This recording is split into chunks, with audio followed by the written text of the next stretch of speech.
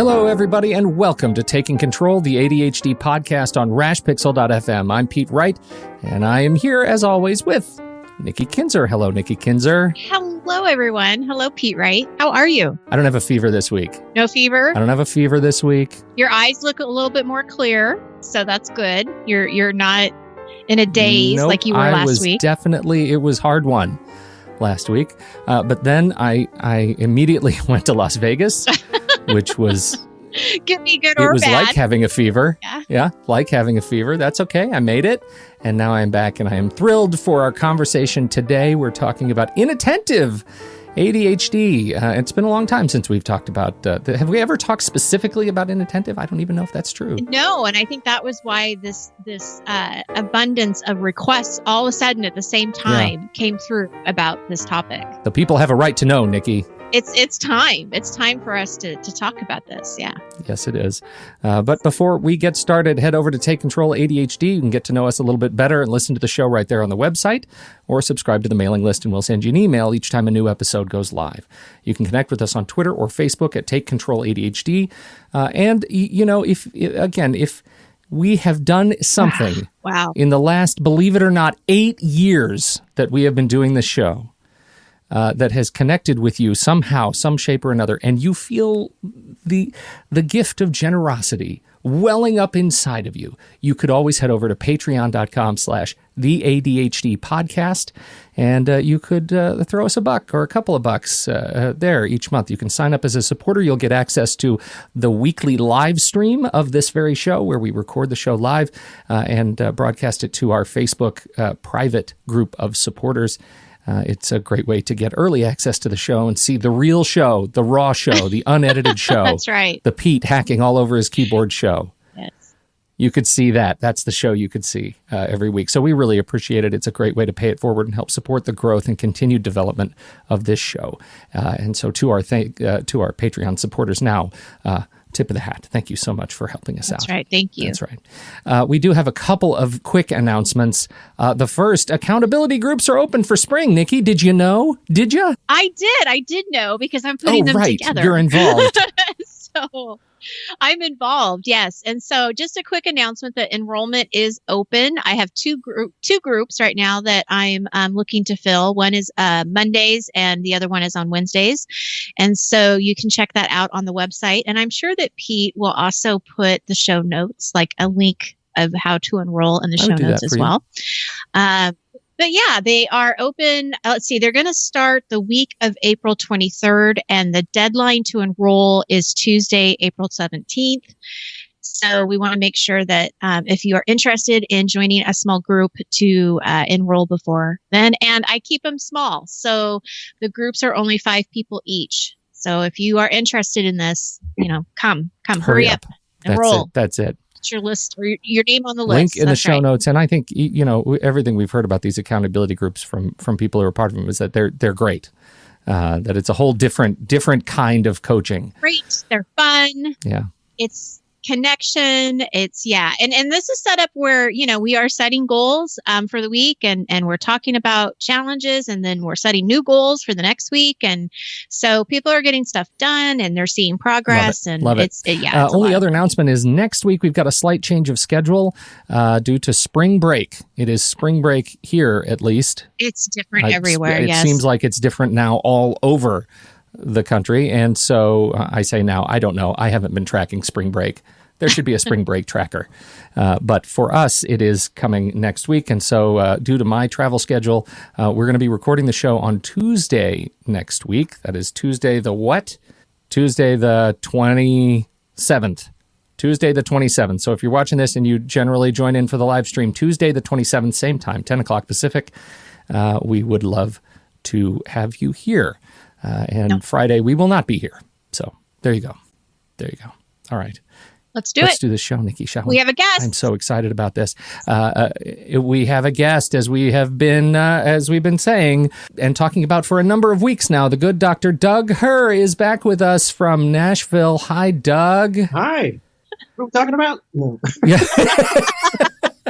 Doug, it's been a long time since we have had you on the show. We sure appreciate you coming back and talking with us a little bit about inattentive ADHD. Wonderful to be here. Outstanding. Nikki, why don't you kick us off? You have been collecting questions from folks who have been coming in to talk about inattentive. Why don't you kick us off? I thought a good place for us to start would be to talk about what inattentive ADHD is. What does it mean? Sure. So ADHD is attention deficit hyperactivity disorder. And the only thing you can actually see on the outside is hyperactivity. So those are usually the ones that are pretty easy to diagnose. There's a subset of people who have, there are three different presentations of ADHD.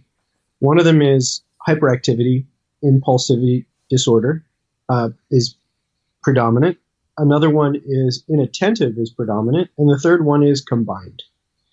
So straightforwardly, the inattentive subtype is simply people who have difficulty paying attention to the tasks and the way that we format things on the outside.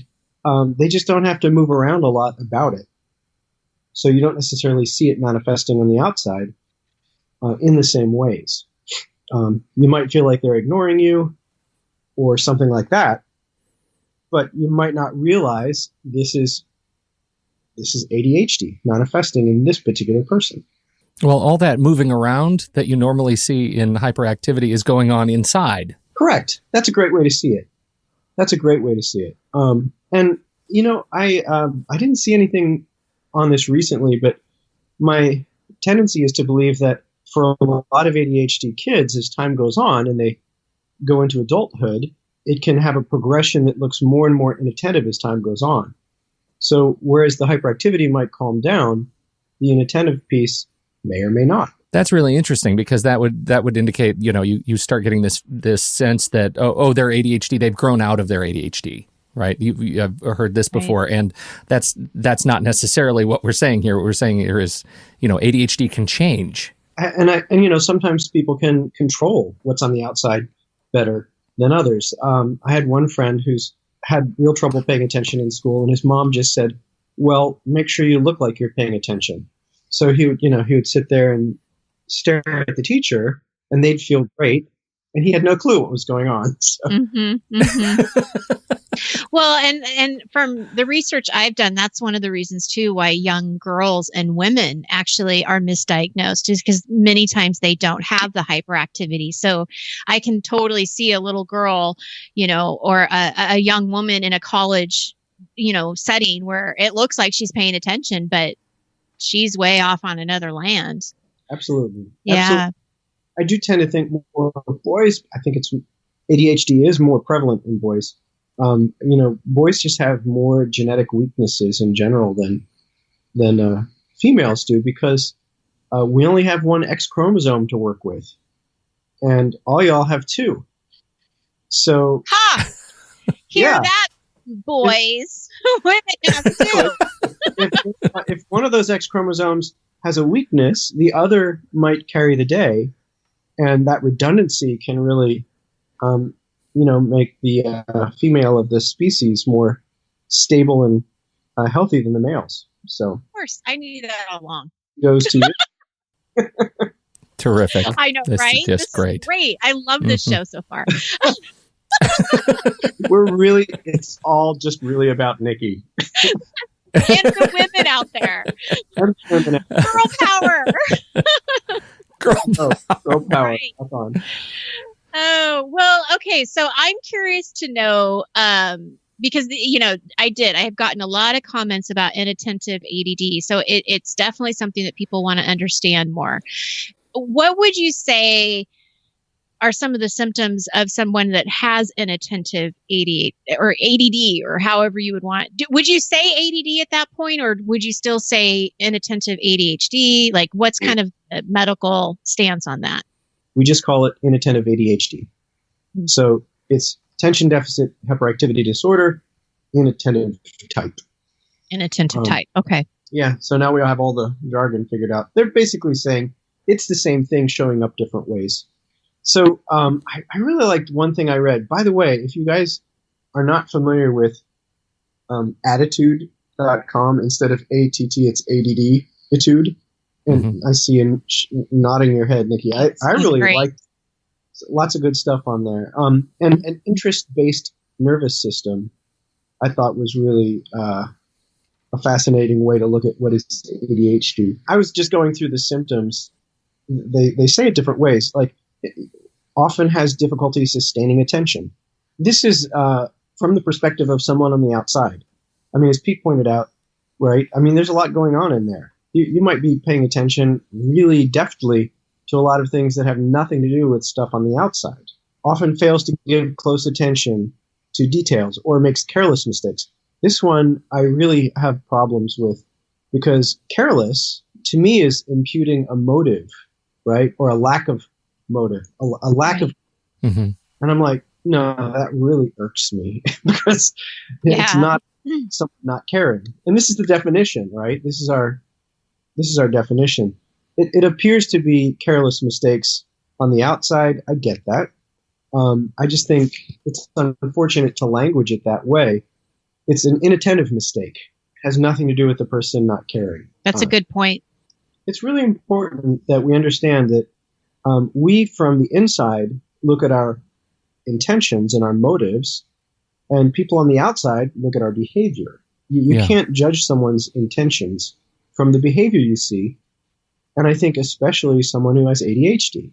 You can make up a story that they just don't care about this important thing, but that is often a gross misrepresentation of the truth. Well, it also that's another. You also hear this. Oh, they're bored or they're daydreaming or something else. All of that language is coming from the outside, right? I mean, how do you know I'm daydreaming? How do you know I'm not solving the world's water problem? Just because you can't see it, you can't see what I'm actually doing. Right, and this is a really I think important piece too. That daydreaming. All that says is something's going on inside that we on the outside aren't aware of. But daydreaming tends to put a value on it that says, well, you're basically asleep in there. Yeah. Right. This isn't really fair. I feel like I want to advocate for, people who are living a different life than someone who's neurotypical, right? And you could be solving the world's water problem or doing calculus or any number of things. Well, let's talk then as we continue kind of moving through these questions. Let's talk a little bit about, I'll say the word treatment, but I know that's not necessarily always the right word. Treatment for inattentive type ADHD. Navigating. Navigating. Yeah. How do we navigate through inattentive ADHD? So I will say that I tried everything, and our culture is we believe in pills so much. So I do think we need to kind of deal with that. For me, no pill has ever really worked. Ritalin was great at helping me to sustain attention. It just completely wiped out my entire personality. So sustained attention and, no Doug in any of it. Right. I think there are things to be really careful of. I'm really leery. If there's anything that people can do besides medication for kids, I start everywhere, but medication is my thought, because we don't know what all it does to people. But when you change someone's brain chemistry at a really young age, I don't believe companies are all forthright and have our best interests at heart. I think they're selling a product and they want to promote it as being as good as possible. And long-term problems may be happening that we still don't know about. So anyway, just to say, when I was in my adult years, I was trying all kinds of different things, but I'd still be, I don't want to do that for my son. I'll just put it that way. Exercise is really important. Our nervous systems are made to be attached to our bodies. Our mind and our bodies are connected.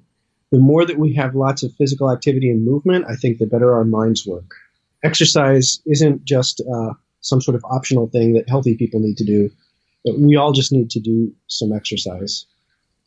Right. Well, and I think you bring up a good point that it's really, if we can look at it as It's just not optional. I mean, it's just something that we need to do to take care of ourselves, just like brushing our teeth, just like taking a shower every day. I mean, it does kind of shift that. And something that somebody said to me the other day that I just absolutely loved is she doesn't use the word exercise anymore. She uses the word movement. She's just increasing movement. No, I hate exercise. I just want to move my body. Just move. Right. I just have to move my body. To get some I movement. have to move my body. Yeah. That's fantastic. Along with that, I want to plug again for meditation. We don't have any idea what the limits are yet of what you can achieve through meditation. I want to suggest, mindfulness. I always have people start with Insight Timer, which is a free app you can get. If you go to the section, there's a little button across the bottom that has headphones.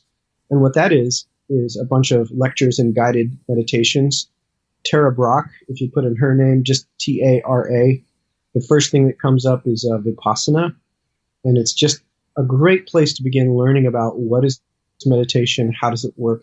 If you have the experience that it's helpful to you, that's, in my mind, much more important than trying to figure out why. Right? Oh, right. Yeah, I agree. The more that we can use tools effectively, that's something I would definitely encourage people to do, starting with mindfulness and then moving also into self-compassion, because in order to, get over some of the self-esteem issues that people generate along the way in our culture, and especially, as relates to ADD, when you realize how frustrating it can be. I don't know. I have so many stories. I was actually thinking about, this podcast last week, and I was teaching a small group of doctors. During that, I just started to notice things that were kind of ADD about me and frustrating. Like, I got some coffee, and the first thing I did was spill it on myself because I wasn't paying attention, right? Right. And then I lost my pen. That checks out. Right. So I lose my pen. I'm looking all around the table, grab a pen, find a pen, and then I look, and right there in front of me is my pen. Right. Now I have... How did it get there? Yeah. And how did it hide so effectively? That's right. Right in front of your face. Right in front of me. I literally, just ridiculous. So, it can be really frustrating to have these kind of experiences over and over and over again. And rather than imagine that that's all going to stop and change because you finally get your act together, to learn how to have self-compassion is a much better strategy because it's not going to change. The one comforting thought, I think, is that our brains really aren't made to constantly pay attention, no matter what the crowd is, how well educated or brilliant they may be. On the average, our minds are wandering 50% of the time. Paying attention is a very effortful thing. And the fact that, 5 to 10% of us are more off the end of our attention tends to wander more than other people's.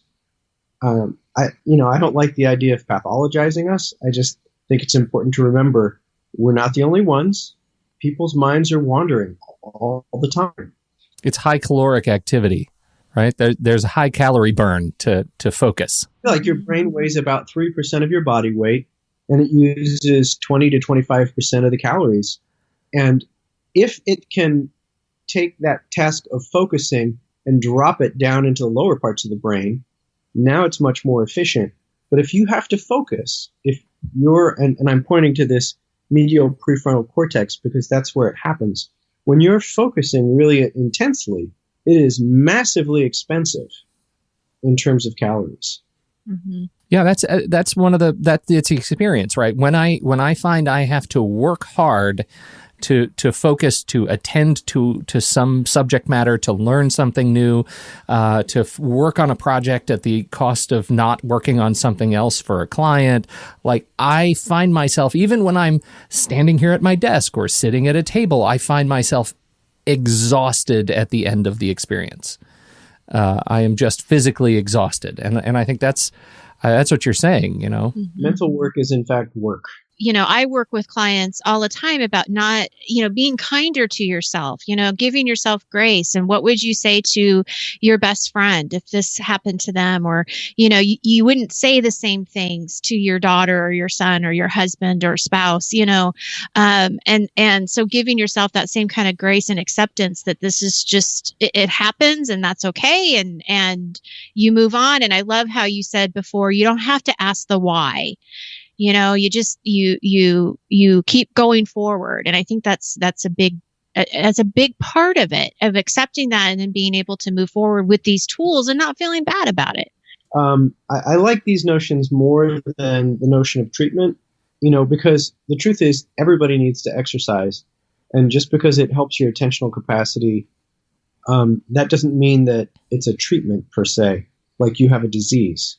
I like to stay as far away from that kind of thinking as possible. The only exception is if you need to go in and get medication. For some people, that's just a lifesaver, and that's fantastic. For me, organizing my stuff is just Waterloo. Yeah.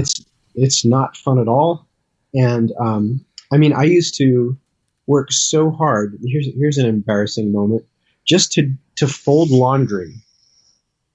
For whatever reason, it was so hard for me that I would literally, fold a basket or two of laundry and then take a 2-hour nap.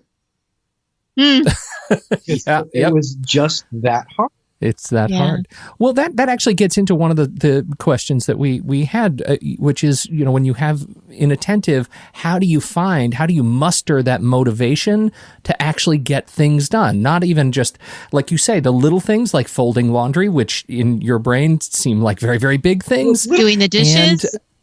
Doing the dishes, all of the things, right? So, dishes. Where do you find that motivation? Well, first of all, I think part of it is to realize you're not going to sustain attention the way other people are. And if you do, it's because you trained yourself really effectively to do so. So my first thought is, if you have a task you need to get done, you have an hour and you need to do the dishes or do your laundry or whatever, I would start out by setting up, if this is something that your soul just writhes when you try and do this, you could set up to work on it for 5 minutes, take a break for 10 minutes. And that's really remedial. The next level up would be work on it for 10 minutes and take a break for 5. Mm-hmm. You do not reward yourself for what you accomplish. You reward yourself for taking the time to work on it. Oh boy! Oh, that's Can you really say that big, again? right? Because that's huge. This is one of my lifesaver. So a story about this is I was hugely behind in my paperwork early in my career, in my graduate training. I was very behind on paperwork for patients because I hated trying to write about patients as though I was reducing our hour-long conversation into 4 sentences on a legal document. It just made me crazy because it seems so dehumanizing. This person is a human being and I'm getting to know them, and I have to write about their psychotic symptoms and their brain disorder, whatever. So I get way behind. And I did 2 things. One is I went into the clinic that I was working at on a Saturday when no one is there. Mm-hmm. So I was there with incredibly low stimulation. 2 is I would work on the progress note, is what it's called, legal form. I'd work on the progress note for 10 minutes and I'd take a 5-minute break. And the key there is that I would reward myself with a 5-minute break for each 10-minute period that I put in, regardless of what I got done. I reward myself for the time invested, not for the progress made. Because what you're saying is that the time you put in is the activity that's worth reward, exactly. Right? That's like just finishing a progress note is an outcome that, maybe neurotypical, if you're truly neurotypical, you can reward yourself for volume of widgets accomplished, right? The other piece of this is if I look at a big pile of progress notes that aren't done yet and need to get done, I'm going to collapse internally. Oh, sure. Yeah. I'm going to feel overwhelmed because Mm-hmm. I don't know how long it's going to take me to get one of those done. And it just, I mean, I'm stronger today, but I was a full-fledged in my late 30s adult when I was doing this stuff, and it was just overwhelming. I think it was one of the characteristics of ADHD people, they say, is rejection sensitivity or emotional hyperarousal. So I would feel really overwhelmed by, looking at this and feeling like a failure and feeling like a fraud, because if I'm going to be a doctor, this is one of those things I need to do, and that's true. But anyway, when I just said, if I work for 10 minutes, that's progress. It felt good to know have that 5 minutes. I worked 10 minutes. I had 5 minutes where I would walk outside and, just wander around, look at the trees, and get myself jazzed up to go back in and do another 10 minutes. Mm-hmm. So This goes into something we were talking about on another show, the practicality of and the sort of the rescue you can feel from breaking down tasks into different kinds of lots. I talked about this, a set of graphics I had to do that was just huge and daunting, but when I added them to my task list in, just do one graphic today, once I check that off, that feels like an enormous accomplishment. It's not do 140 graphics. It's just do the one I can wrap my head around and then move on from it. Schedule something after it. Like do something to free myself from that activity. Absolutely. And what I'm saying is one step still different than that, which is if I have half an hour and I can focus for half an hour, then that's what I'm... Celebrate that. Yeah. Whether I get the graphic done or not, I'm a half hour closer. You bet. That's exactly right. Yeah. We are running so tight on time, Doug. I know you have somebody who's going to be there soon, and we have so many more questions. Can we just do a little bit of a rapid fire and just have you respond to some of these questions? Is that okay, Nikki? Yeah, absolutely. I'm going to let you do it. Public knowledge of inattentive type is especially low. As a parent prepping for an IEP meeting and anticipating resistance, I could use a few tips for explaining inattentive type and useful accommodations. How would you bullet that out for administrative types and special ed types who are, when you're anticipating resistance? Well, and I guess from an adult perspective too, how do you handle stigma and judgment when it comes to accommodations for adults in a professional setting? Well, I think for a lot of adults, the biggest stigma and judgment is from within. Hopefully you're dealing with people who have a little bit of grace. Hopefully you're able to manage yourself well enough that you're really doing things that are typical. You just might do them more often than other people, the kind of mistakes that you make. If it becomes too pronounced, then you probably need to have conversations where you just own, hey, this is part of my style, and creating accommodations for yourself in the professional relationships that you have and in the personal relationships that you have, to make sure that the other person understands the particular difficulties you're dealing with, doesn't take your behavior personally, right? Because if you don't tell them, they're going to make up a story and it's not going to be a pleasant one, right? Almost nothing makes up a really positive story about a bad experience. In terms of the resistance in the institution, I think to go in, first of all, armed with, you can Google this and get that symptom list for inattentive. If you already have the diagnosis done, then hopefully that's straightforward. They really should know about this. And if they don't, you probably have bigger issues on your hands. Yeah, I would certainly be interested, having just gone through this process, with my own kids. I would be really interested in where the anticipated resistance is coming from. Is that, do you have experience with other parents who have reported that dealing with these particular people are difficult? Like, what does that really look like? And then, approach it from there. And here's another question. We've got somebody who, this is fascinating, and it gets to your point about making up stories that aren't good. I was at a union convention in coloring to help myself pay attention to the speeches and debates when the sergeant at arms came to our table just to make sure everyone was paying attention, giving the questioner a pointed look. I've gotten similar looks when I crochet. I'm too self-conscious to color or crochet in professional meetings, so I'd found some mindless games to play on my phone or laptop, but now mindfulness and being present are all the buzz, so often people will keep glancing at me and make a comment about putting electronics away so that we can, quote, practice active listening. Yeah. That hurts my heart to read that know. question. It hurts my heart. Yeah. So what I used to do, and of course this is back when dinosaurs roamed the earth, God was young, and we didn't have cell phones.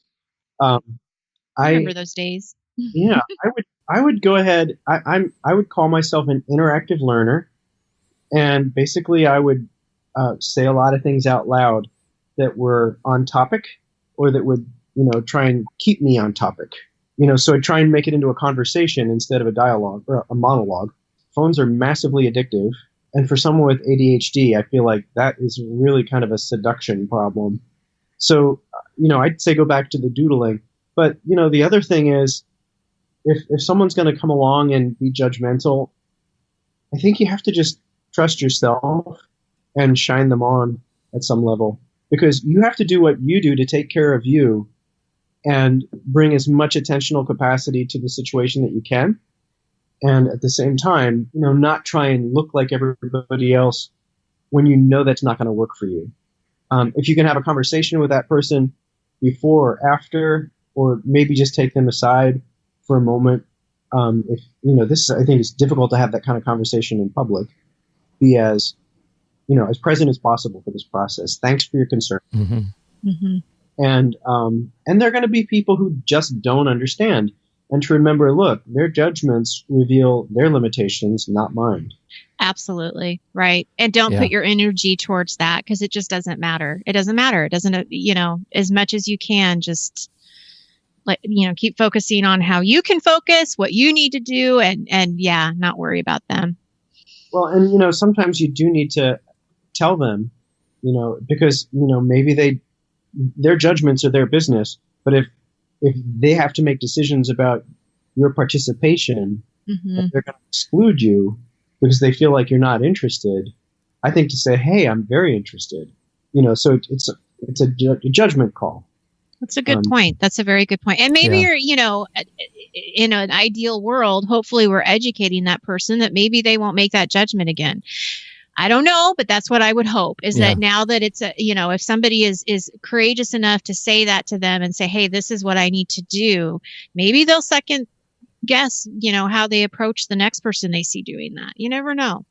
We've got questions about inattentive. I'm 41, but new to my diagnosis. Not sure if this is my ADHD or my peculiar brain. I have tremendous trouble with writing. And we've got quite a long story that I'm trying to break it down. Part of a Toastmasters club organized at the company where I work. I signed up for, it says, was guilted into a Toastmasters speech contest on Tuesday. I've had 2 weeks to prepare, has had an enormously difficult time actually sitting down to write the speech. He says, on Friday night, I settled into work on the speech and ended up watching Netflix instead. When I finally closed Netflix, ... right? And the rest of that is absolutely characteristic to my experience, right? And how hard it is to get over that piece. But as Nikki says, right? He says, I don't have the same trouble writing emails and messages to people when it's essays or speeches or cover letters. I feel like I'm pulling my own teeth out. Is this an ADHD thing? Is there anything I can do? And, it makes me think about your issue with writing your reports, right? I mean, what are you rewarding yourself with? Yeah. Let me though, another piece of this, it's not so much writing that's difficult for me as reading. I listen so much faster than I visually read. I'm wondering if this gentleman could write down an outline and then practice saying the thing out loud, because that's what he's going to have to do anyway. Mm-hmm. And, see if, as he's saying things out loud, if he records himself on his phone and then, is able to take elements of that and then maybe write those into the outline, so that he doesn't feel like he has to do it this particular way and just run into a wall in his mind. Well, that's interesting. And maybe just when you're thinking about changing the sensory experience, maybe, write down a few words for an outline as you suggest, but maybe try dictating it. Yeah. Maybe try recording it to get the words out of your head in a different modality. That might be an interesting thing to try. But I would say, just again from personal experience, this is totally an ADHD thing, right? This is one of those things that absolutely fits the experience of ADHD. Come on. Yep. So don't worry about that. You're in the club, man. You're in the club. Well, is what I'm his saying there. next question was actually very similar because it was about practicing his guitar, and I think that all of the different strategies and things that we've talked about kind of goes in the same. I mean, it's the same type of result, right? I mean, it's trying to practice the guitar for 5 minutes and then going and I think it's exactly. I mean, it was exactly the same thing that we've been talking about, which is, are you breaking down and rewarding yourself for effort, or are you rewarding yourself for, for some sort of an outcome? And I think, yeah. This is fantastic, and thank you everybody who wrote in with questions, and thank you, Doug, for your help and support today. Happy to come back another time. Even soon. I'd love that. I do have to run now. All right. Well, we will wrap up the show then. Thank you, everybody, for downloading and listening to this particular episode of this particular show. We sure appreciate your time and attention, and we will have Dr. Doug back soon to finish up some of these questions. Thank you, everybody. All right. Thanks, everybody. Talk to you next week.